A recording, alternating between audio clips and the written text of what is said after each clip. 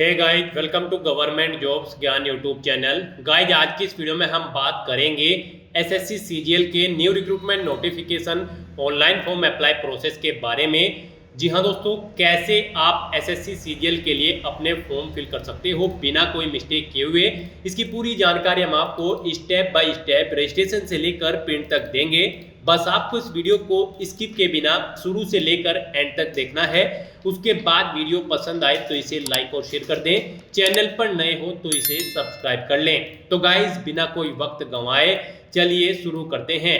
आपको इस वीडियो के डिस्क्रिप्शन बॉक्स में हमारी वेबसाइट IND-sarkari-naukri.in के इस पेज का लिंक मिल जाएगा। यहाँ पर आपको इस एग्जाम या भर्ती के रिगार्डिंग सभी डिटेल्स प्रोवाइड कर दी गई है। स्टाफ सिलेक्शन कमीशन एसएससी ने combined graduate level CGL exam 2024 के लिए नोटिफिकेशन रिलीज कर दिया है, जिसके तहत यहाँ पर 7000 से ज्यादा खाली पदों को भरा जाएगा।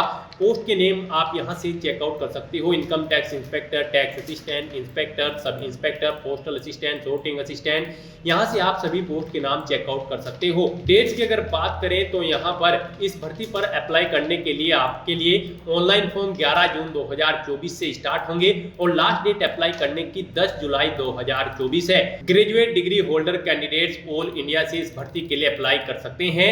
आपको इंपोर्टेंट लिंक सेक्शन में आकर ऑफिशियल नोटिफिकेशन पीडीएफ लिंक पर क्लिक करके इस भर्ती के नोटिफिकेशन को ओपन कर लेना है और उसमें से आपको पूरी डिटेल रीड कर लेनी है। उसके बाद आपको अप्लाई करना है। अप्लाई के लिए भी आपको हमारी वेबसाइट के इसी पेज पर ही अप्लाई ऑनलाइन का लिंक दिया गया है। जैसे ही आप इस लिंक पर क्लिक करेंगे तो आपके सामने स्टाफ सिलेक्शन कमीशन का ये ऑफिशियल पोर्टल ओपन हो जाएगा। यहाँ पर आकर गाइस आपको इस वेबसाइट के टॉप पर ही लॉगिन और रजिस्टर ये टैब दी गई है। आपको इस टैब पर क्लिक करना है और अगर आपने पहले से रजिस्ट्रेशन कर रखा है तो आपको लॉगिन करके अपना फॉर्म फिल कर लेना है। और अगर आपने रजिस्ट्रेशन नहीं कर रखा है OTR का यानी कि वन टाइम रजिस्ट्रेशन एसएससी पे कंप्लीट नहीं कर रखा है तो सबसे पहले यहाँ पर आपको अपना रजिस्ट्रेशन करना होगा और उसके बाद आपको अपना फॉर्म फिल करना होगा। तो यहाँ पर आपको रजिस्टर नाउ का ये लिंक दिया गया है। आपको इस लिंक पर क्लिक करना है। उसके बाद आपके सामने कुछ इस तरह से इंटरफेस खुलेगा। यहाँ पर आपको वन टाइम रजिस्ट्रेशन में 4 चीजें फॉलो करनी होंगी। सबसे पहले आपको अपनी पर्सनल डिटेल देनी है, फिर आपको अपना पासवर्ड क्रिएट करना है, उसके बाद आपको अपनी एडिशनल डिटेल्स प्रोवाइड करनी है और फिर डिक्लेयर करते हुए अपना रजिस्ट्रेशन कंप्लीट कर लेना है। तो यहाँ पर आपको कंटिन्यू ऑप्शन पर क्लिक करना है।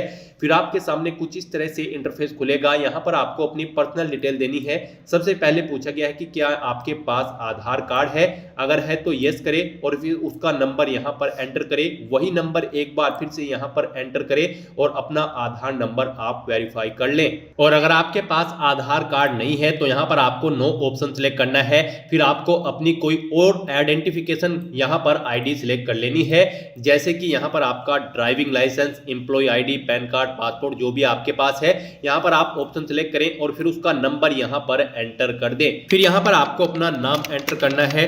आपको अपना ये नाम अपनी 10वीं की मार्कशीट के अकॉर्डिंग एंटर करना है। फिर आपको अपना नाम यहाँ पर वेरीफाई कर लेना है, एक बार फिर से एंटर करके सेम नेम। उसके बाद यहाँ पर आपसे पूछा गया है कि क्या आपने कभी अपना नाम चेंज किया है, अगर किया है तो यहाँ पर आप यस ऑप्शन सिलेक्ट करें और फिर यहाँ पर चेंज नेम आप एंटर कर दें। और अगर आपने कभी अपना नाम चेंज नहीं किया है तो यहाँ पर आपको नो ऑप्शन सिलेक्ट करना होगा। तो इस तरह से यहाँ पर आपका ये फॉर्म पहले की ही तरह यहाँ पर भरा जाएगा, जैसे कि आपने एसएससी के रजिस्ट्रेशन टाइम पे अपना फॉर्म फिल किया था रजिस्ट्रेशन करते हुए। बस यहाँ पर अब आपको इस नए पोर्टल पर दोबारा से इसको वन टाइम रजिस्ट्रेशन का नाम दे दिया गया है। आपको अपनी डिटेल सेम ऐसे ही यहाँ पर प्रोवाइड करानी है। नाम के बाद आपको यहाँ पर अपना जेंडर सिलेक्ट कर लेना है। उसके बाद आपको अपना जेंडर वेरीफाई कर लेना है, यानी कि एक बार फिर से सिलेक्ट करना है। फिर यहाँ पर आपको अपनी डेट ऑफ बर्थ इस कैलेंडर में से सिलेक्ट कर लेनी है। वही डेट ऑफ बर्थ आपको एक बार फिर से इस कैलेंडर में से सिलेक्ट करके अपनी डेट ऑफ बर्थ को वेरीफाई कर लेना है। उसके बाद यहाँ पर आपको अपने फादर का नाम एंटर करना है। फिर वही नाम आपको एक बार फिर से एंटर करना है अपने फादर का वेरिफिकेशन के लिए। ऐसे ही यहाँ पर आपको अपनी मदर का नाम एंटर करना है और फिर उसे भी यहाँ पर आपको वेरीफाई कर लेना है।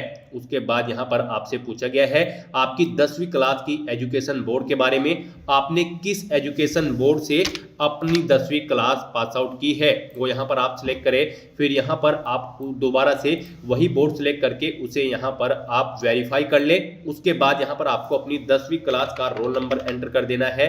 फिर वही रोल नंबर आपको एक बार फिर से एंटर कर देना है वेरिफिकेशन के लिए।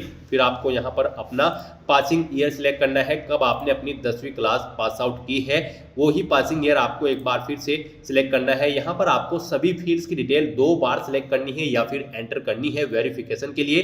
उसके बाद यहाँ पर आपको अपनी highest level of educational qualification यहाँ पर सिलेक्ट कर लेनी है।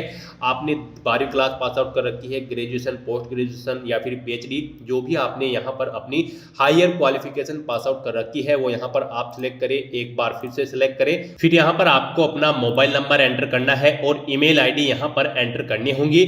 यहाँ पर जैसे ही आप अपना मोबाइल नंबर और ईमेल आईडी एंटर करोगे तो आपके सामने यहाँ पर सेंड ओटीपी का ऑप्शन आएगा।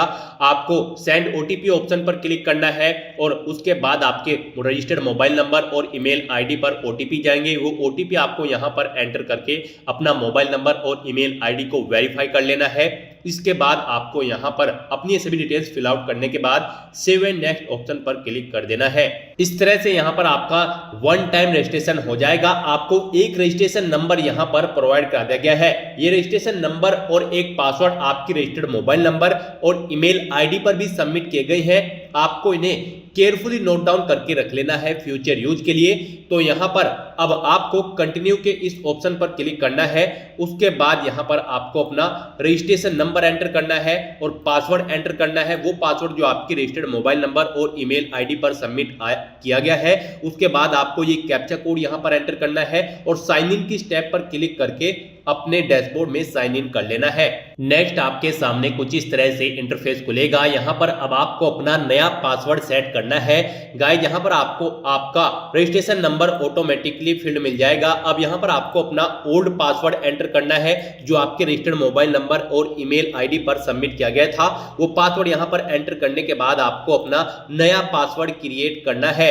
यहाँ पर आपका पासवर्ड कम से कम 8 कैरेक्टर का होना चाहिए और ये पासवर्ड आपका अल्फा न्यूमेरिक फॉर्मेट में होना चाहिए। मींस आपके पासवर्ड में कम से कम एक अपर केस कैरेक्टर, एक लोअर केस कैरेक्टर, एक इंटीजर नंबर और एक स्पेशल कैरेक्टर जैसे कि @ या फिर डॉलर होना चाहिए। वही पासवर्ड आपको यहाँ पर कंफर्म पासवर्ड फील्ड में एंटर करना होगा जो आपने यहाँ पर न्यू पासवर्ड फील्ड में अपना पासवर्ड क्रिएट किया है।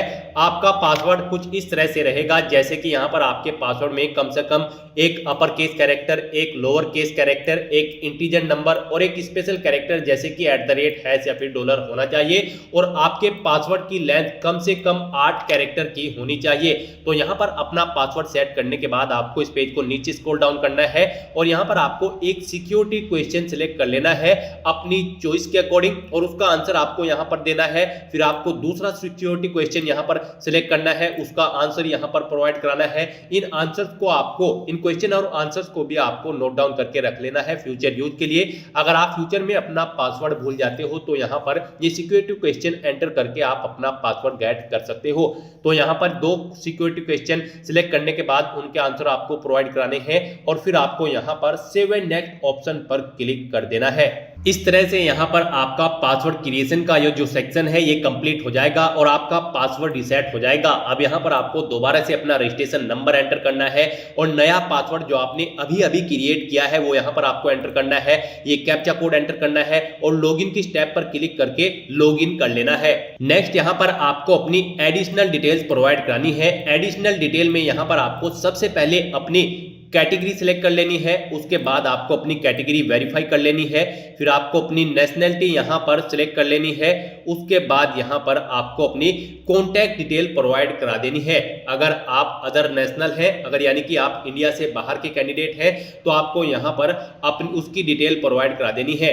और अगर आप इंडिया आपकी नेशनैलिटी है फिर तो आपको यहाँ पर ये कॉलम डिसेबल कर दिया जाएगा, आपको कोई डिटेल यहाँ पर प्रोवाइड करानी नहीं है। उसके बाद यहाँ पर आपको आइडेंटिफिकेशन मार्क्स, आपकी बॉडी पर कहीं कोई कट या तिल का निशान है तो उस पैलेस का नाम यहाँ पर आप एंटर कर दें, नहीं है तो यहाँ पर आप नो मार्क एंटर कर दें। उसके बाद आपसे पूछा गया है कि क्या आप पर्सन विद बेंचमार्क डिसेबिलिटी यानी कि PWBD कैंडिडेट हैं, अगर है तो यस करें और फिर यहाँ पर अपनी डिसेबिलिटी का टाइप सिलेक्ट करें और उसके अपने डिसेबिलिटी सर्टिफिकेट का नंबर एंटर कर दें। और अगर आप PWBD कैंडिडेट नहीं हो तो यहाँ पर आपको नो ऑप्शन सिलेक्ट करना होगा। फिर आगे की फील्ड इससे रिलेटेड आपकी डिसेबल्ड कर दी जाएगी उसके बाद यहाँ पर आपको अपना परमानेंट एड्रेस एंटर कर देना है। उसके बाद आपको अपना स्टेट यहाँ पर सेलेक्ट कर लेना है।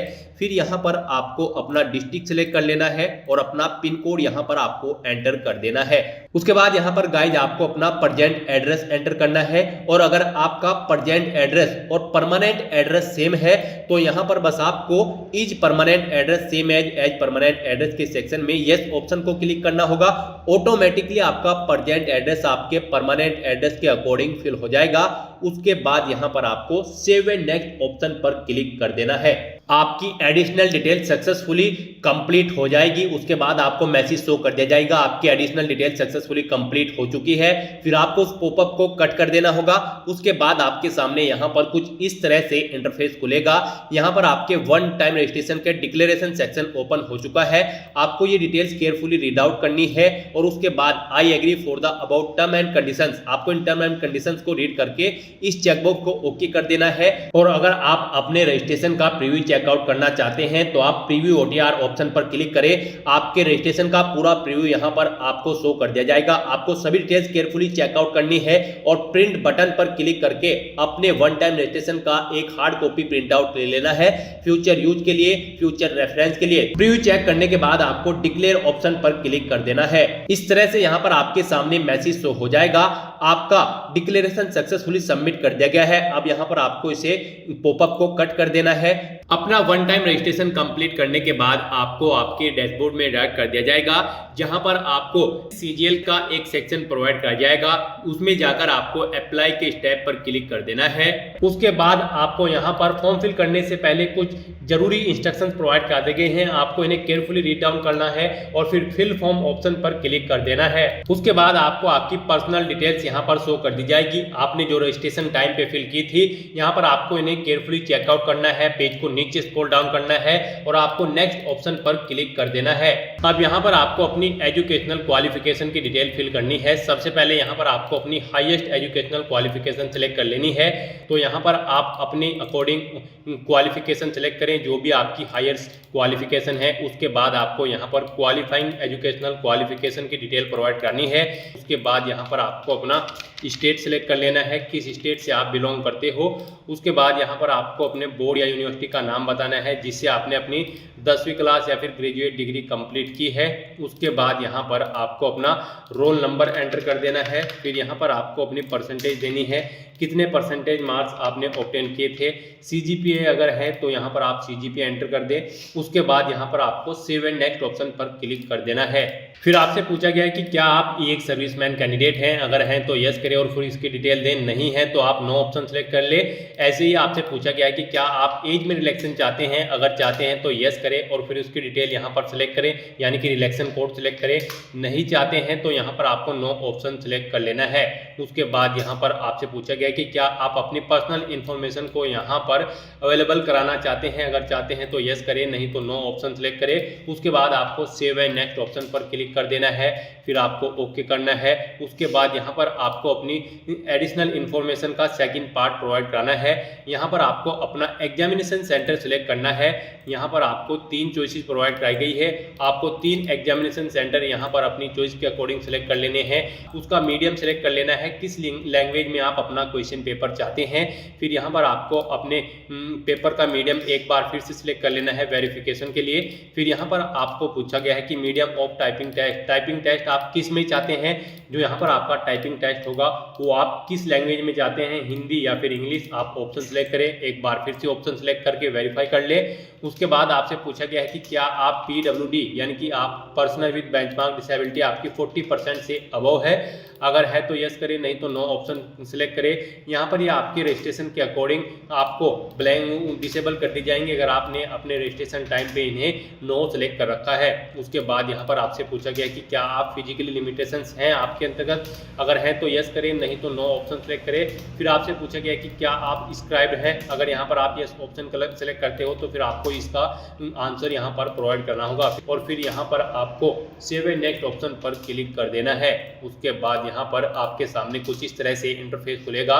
गाइस यहाँ पर आपको अपना लाइव फोटो और सिग्नेचर अपलोड करने होंगे, कैप्चर करने होंगे और उन्हें यहाँ पर अपलोड कर देना होगा। आपको यहाँ पर अपना लाइव फोटो कैप्चर करना है और फिर यहाँ पर आपको आपको अपने सिग्नेचर अपलोड करने हैं। सिग्नेचर आपके 10 KB से 20 KB के बीच में होने चाहिए, JPG या फिर JPG फॉर्मेट में। तो यहाँ पर अब आपको अपना फोटो सिग्नेचर अपलोड करने हैं। फोटो सिग्नेचर अपलोड करने के बाद आपको सेव एंड नेक्स्ट ऑप्शन पर क्लिक कर देना है। नेक्स्ट आपको आपके एप्लीकेशन फॉर्म का पूरा प्रीव्यू यहाँ पर शो कर दिया जाएगा। आपको सभी डिटेल्स केयरफुली चेकआउट करनी है। इस पेज को नीचे स्क्रॉल डाउन करना है और यहाँ पर आपको सेव एंड नेक्स्ट ऑप्शन पर क्लिक कर देना है। उसके बाद आपके सामने कुछ इस तरह से इंटरफेस खुलेगा। अब यहाँ पर आपको आई एग्री चेकबॉक्स को ओके करना है, ये कैप्चा कोड यहाँ पर एंटर करना है और फिर आपको सेव एंड नेक्स्ट ऑप्शन पर क्लिक कर देना है। इस तरह से यहाँ पर आपका एप्लीकेशन फॉर्म सक्सेसफुली सबमिट हो चुका है। आपको प्रिंट एप्लीकेशन इस ऑप्शन पर क्लिक करके अपने एप्लीकेशन फॉर्म का एक हार्ड कॉपी प्रिंट आउट ले लेना है, फ्यूचर यूज के लिए, फ्यूचर रेफरेंस के लिए। तो दोस्तों ऐसे आप SSC CGL 2024 के लिए अपने फॉर्म फिल कर सकते हो। आज की इस वीडियो में बस इतना ही। आई होप ये वीडियो आपको पसंद आई होगी।